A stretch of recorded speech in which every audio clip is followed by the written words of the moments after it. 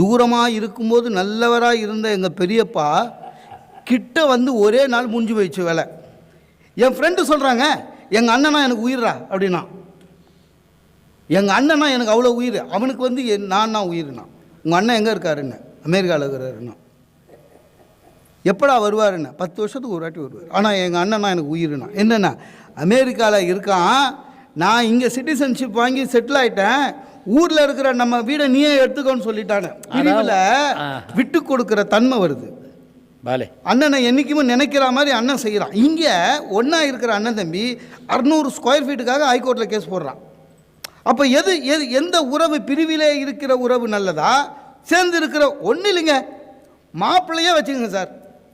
முதல் மாப்பிள்ளை பக்கத்துலேயே இருப்பான், 2வது மாப்பிள்ளை துபாயில் இருப்பான். எந்த மாப்பிள்ளைக்கு மரியாதை ஜாஸ்தின்னு நினைக்கிறீங்க? துபாயிலேருந்து வர மாப்பிள்ளைக்கு தான்.